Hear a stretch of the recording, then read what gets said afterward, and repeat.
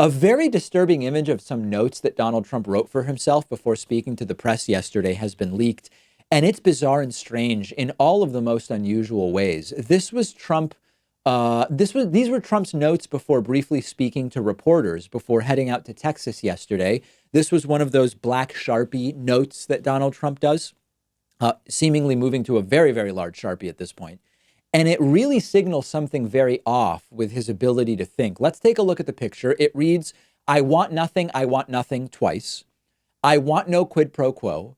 Tell Zelensky, and it's the president's last name, Zelensky, is totally misspelled. Trump has no idea how to spell it. Tell Zelensky to do the right thing. This is how you know it's really Trump's notes, because he misspelled Zelensky's name. This is the final word from the president of the U.S. I actually don't know what's weirder, that Trump thought this was a solid way to push back against the impeachment hearing claims made yesterday by Gordon Sondland, or that Trump needed notes to remember this. The fact that a president would need these notes to say, basically, I didn't do anything wrong, is weird. I could understand if Donald Trump had very specific details or facts, times, dates, places, people's names who are difficult to pronounce. Something written down would make sense for that. But this is just, I didn't do anything wrong. This is extraordinarily childish, but it also, again, corroborates the idea that Trump can barely remember anything. It corroborates the allegations we've been hearing about Trump's memory. He can't remember saying things. He can't remember being told things. Here now is how it all shook out in video form.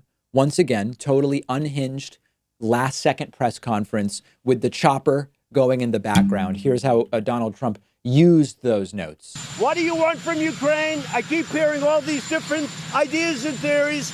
What do you want? What do you want? It was a very short and abrupt conversation that he had with me. They said he was not in a good mood. I'm always in a good mood. I don't know what that is.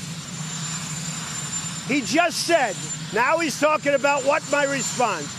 So he's going, what do you want? What do you want? I hear all these theories. What do you want, right? And now, here's my response that he just gave. Ready? You have the cameras rolling? I want nothing. That's what I want from Ukraine. That's what I said. I want nothing. I said it twice.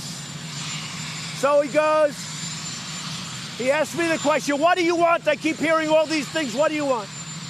He finally gets me. I don't know him very well. I have not spoken to him much. This is not a man I know well. Seems like a nice guy, though. But I don't know him well. He was with other candidates. He actually supported other candidates. Not me. Came in late. But here's my response. Now, if you weren't fake news, you'd cover it properly. I say to the ambassador in response, I want nothing. I want nothing. I want no quid pro quo. Tell Zelensky, President Zelensky, to do the right thing. So here's my answer. I want nothing. I want nothing. Even if you don't think this guy needs to be removed immediately, how could tens of millions of people think that this is an even remotely well-suited person for the presidency? Like, when we get used to it because we have scandal fatigue and insanity fatigue and delusional fatigue, we have all the fatigue from everything that's going on. But how is it possible that tens of millions of people thought voting for this guy was a good idea? So listen, if Trump literally said, here's why this doesn't make any sense. If Trump got on the phone with Sondland and said, listen, I want no quid pro quo, why is he even talking about a quid pro quo? Why is that term being used? It's like calling your wife and saying, hey, listen, could you grab some chicken thighs and Greek yogurt, bananas, Granny Smith apple, the only apple worth anything, by the way, ice cream, and listen, I don't want any shoplifting of these items from the grocery store, okay? No stealing of this stuff at all. Just buy the stuff, pay for it, okay?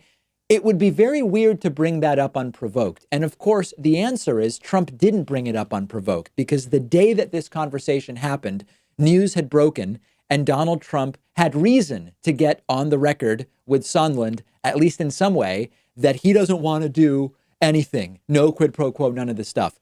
If it wasn't tied to that, it would be very weird to bring up that you don't want a quid pro quo. The fact that he brought it up at all makes us question the timing.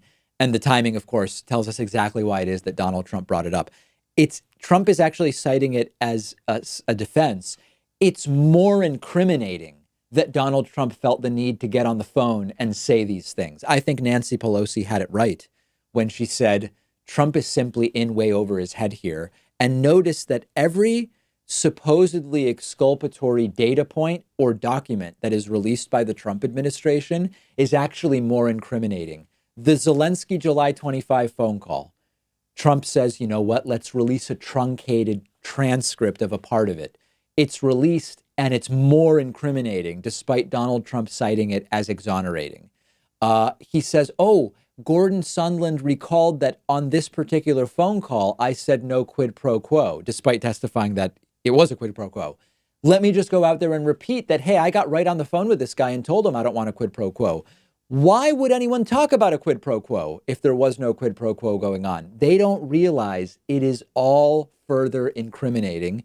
And whether there will be any consequences is a different question, which I'll address at the top of tomorrow's show on the Friday show.